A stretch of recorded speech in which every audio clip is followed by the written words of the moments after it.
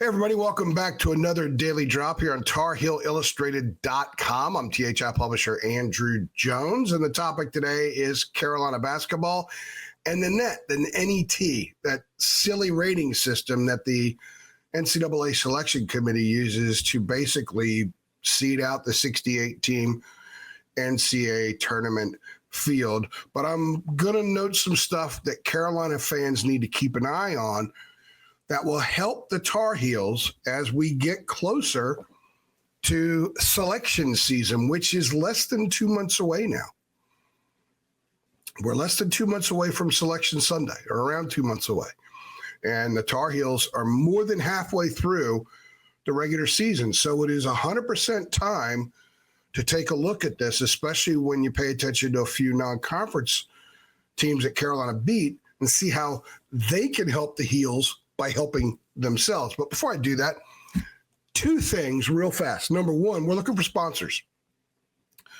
If you want to be a part of THI and you're a passionate Carolina fan and you want to be a part of what we do and help us continue to move forward and progress with how we cover the Heels and help me pay the Jacob Turners and the David Siss and Brian Balkums more money because they need more money. They deserve more pay.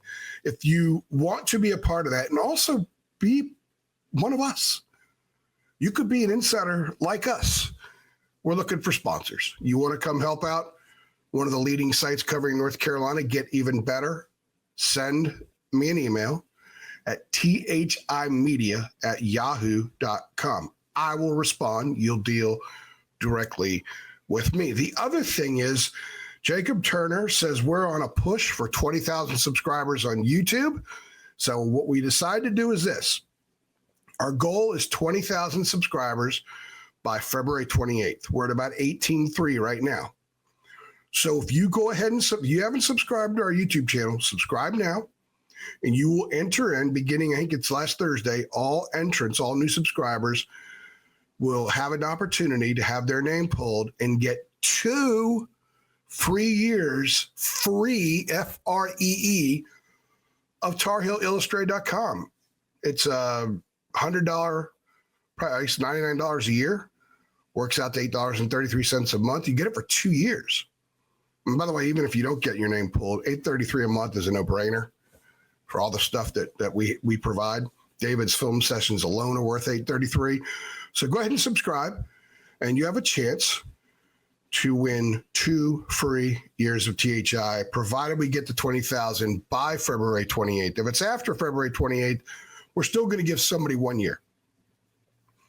Well, let's do February 28th. And if we get it by February 15th, I just thought of this. Jacob's going to love this. We'll do 2 people for 2 years if we do it by February 15th. That's a month, a little over a month from now. So let's rock it, man. Sign up if you haven't, or subscribe if you haven't. Hit that notification bell so you get updates every time we upload. All right, North Carolina basketball. Right now, the Tar Heels net moved up to 37 after winning 2 games this past week. The Tar Heels were 43 going into the SMU game. They beat the Mustangs. They beat the Wolfpack. They move up to 37. It's very difficult to move up in the net with the ACC being as down as it is. Half the teams in the ACC are rated in triple digits. As an example, UCLA, one of the, perhaps the best non-conference win that the Tar Heels have, I would say right now, from the net standpoint, it is, UCLA only has 1 game remaining against a team with a triple-digit net ranking. That's Minnesota. They're 114. So the SEC and the Big Ten are light years better than the ACC right now, especially when it comes to these metrics, and these metrics matter. It may be silly that Houston's sitting there number 4 with no quad 1 wins, but it doesn't matter what we think about how silly it is. It's what the committee uses. Now, the selection committee chair this year, the head of the committee, is Bubba Cunningham, UNC's athletic director. He is for the next 2 years. I'm sure he would like to see other metrics introduced and used, but they're so determined to ride the net. Even as the chairman the head of the selection committee, I'm not sure he has much sway there. So the reality is, get yourself healthy in the net, and you should feel pretty good going into Selection Sunday. So that's why Carolina fans need to root for Dayton and UCLA in particular. And I would also root for Hawaii, and I'll tell you why in a minute, but I'm going to start with Dayton. When I record this podcast, Dayton is number 61 in the net. That was a quad one game for a while until the Flyers lost at a decent George Washington team. They play, by the way, in the Smith Center. I've covered games, been to a lot of games there. And when it's full, it's really loud. Tough place to play. So, okay, that's a hiccup game. But then they went and lost at UMass, and they got beaten pretty bad, or not badly, but they got beaten badly by GW, but lost by 6 or 7 at UMass. That was a quad 4 loss. That was devastating for Dayton. It's also bad for Carolina because those 2 games kicked Dayton down to 61, and being in the Atlantic 10, it's similar like the ACC. The only way Dayton's going to be able to get back into the top 50 and get itself to a healthy point where it can get a large bid if it doesn't win the Atlantic 10 tournament is to just stack wins. Now, the Flyers have a nice non-conference resume. They have a win over UConn. They blew out UConn in Hawaii. They beat Marquette, and they beat Northwestern, which is right now would be an NCAA fence team. Carolina beat Dayton. That was a huge win when you think about it now. But the Tar Heels need the Flyers to just stack wins, get into the top 50, and that will be a quad 1 win. Right now, Carolina's 1-6 in quad 1 games. So Tar Heel fans, you need to be big Dayton fans the rest of the season. Now there's UCLA. Now the Bruins right now are comfortable as a quad 1 game at number 32 in the net, but they're trending the wrong direction big time. UCLA has lost 3 straight games by a combined 45 points. They got blown out by Michigan. They got blown out at home or at Maryland the other night. Mick Cronin, the head coach, was calling at his team after the Michigan game, calling them soft. Said that when he goes to practice, he's the most intense guy there. That was not a good press conference. That was not a good look for Cronin or for the team. Then they go to College Park a few nights ago, and Cronin just gets tossed and looks like he was about to combust. They've lost 3 in a row, and they have not looked good doing so. And you wonder if they can right the ship because they look like a solid Q1 right now, especially considering the fact, like I noted a minute ago, the rest of their games except Minnesota are teams that are in double digits in the net. Minnesota's 114. But if you don't win a lot of those games, you can drop. Carolina fans know from paying attention to Ohio State a couple of years ago, how rooting for a team to win games in the Big Ten, especially when it's not a dominant team, can be a challenge. How many times did Ohio State lose by 3, 4, 5, and 6 points? And I remember on our message boards, people are tracking the Ohio State games. And that's a tough league to win in. Phone going off, of course. So you don't want to have to be paying such close attention to UCLA by late February because the Bruins continue to slide. So you should become Bruin fans. You should become UCLA fans, even if you don't like UCLA. Dayton, UCLA, which, by the way, I think was the 1969 National Championship game. We're in their Final Four game. Anyway,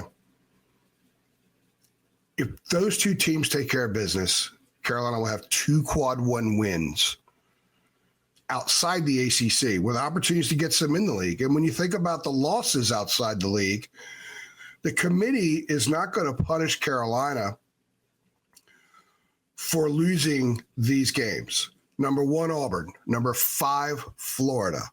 Those are neutral site games. Number 7, Alabama at home. Number 8, Kansas on the road. Number 14, Michigan State, neutral site. At number 35, Louisville. Those are the quad 1 losses the Tar Heels have. Boy, sure would like to have that Michigan State or Kansas one back, wouldn't you? That would make things a lot different. But the Tar Heels don't have that. They're 1-6 in quad 1 games. UCLA staying where they are. Dayton moving up, give them 2. Then they got to pluck a few more in ACC play. There aren't a lot of opportunities. Pittsburgh dropped from 12 to 27 this week in the net. That's soon not going to be a quad one game at home. You got to be in the top 30 to be a home quad one game. So the Tar Heels are going to need to win a couple of games in the league, but certainly you must have those two teams outside the league win. Now, they can stack quad two wins and help themselves a lot because the committee does pay attention to quad two. And there's a sneaky game that's already been played that could help Carolina as a quad two win. And if you get a non-conference true road quad two win, that will help your resume because it shows that you go play people, which the Tar Heels have done. That's Hawaii. The Rainbow Warriors are 153 in the net right now. If they can get up to the top 135, that would make Carolina's win there a quad two win. So if you're not going to have a lot of quad ones, you better get some quad twos. And the ACC's got quite a few quad two opportunities.